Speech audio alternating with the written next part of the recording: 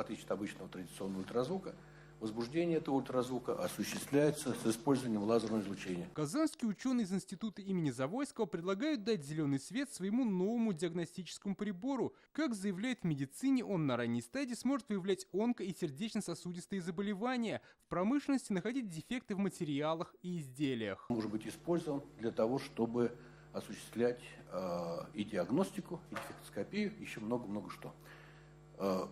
Получается так, что такой способ возбуждения ультразвука открывает новые, совершенно, скажем, замечательные возможности для дефектоскопии. По мнению разработчиков, этот прибор из отечественных комплектующих может занять 15% российского рынка. Технология заинтересовала Рустама Минниханова. Он отметил, такая диагностика необходима в авиапромышленности. Тем более сейчас мы идем серьезно на композит. Черт ее знает, что из себя представляет композит. Допустим, черное крыло. Это же авиация. По внедрению диагностического прибора Раис Республики поручил провести отдельное совещание. Один аппарат надо купить, значит, опробовать и двигаться. Вот. Сейчас мы за 5 минут все равно не сможем.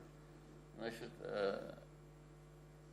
вообще, эта инновация, она очень будет востребована в стране.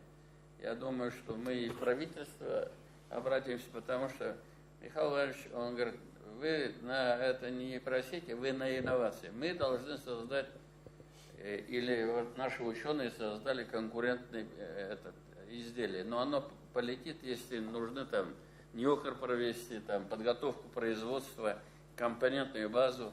Разработчики из Москвы сегодня предложили внедрить в республике технологию обработки лубяных волокон. Они содержатся в стеблях и листве некоторых растений, например, льна и конопли. Разработка может применяться для выпуска целлюлозы, пряжи, ваты. Как говорят, технологии способны удешевить и ускорить производство. Суть технологии достаточно простая. Все это базируется на так называемом электрогидравлическом эффекте. В жидкой среде создается электрический разряд. Это не значит, что мы даем готовый продукт целлюлозу, но мы облегчаем на будущее работу химикам.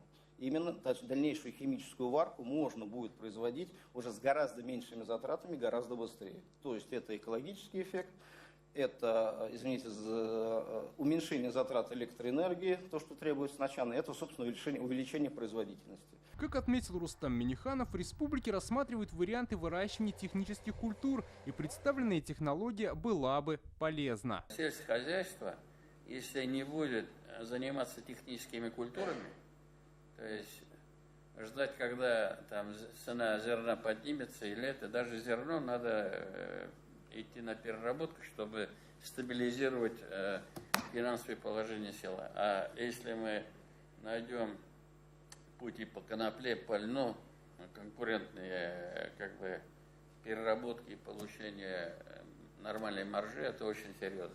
Нижегородские промышленники предложили импортозамещающие насосы для перекачки сжиженных углеводородных газов. Питерские айтишники представили веб-сервис, который автоматизирует оформление страховых договоров, оплату и помогает вести документооборот. Чебоксарцы показали свои технологии для сварки и резки труб.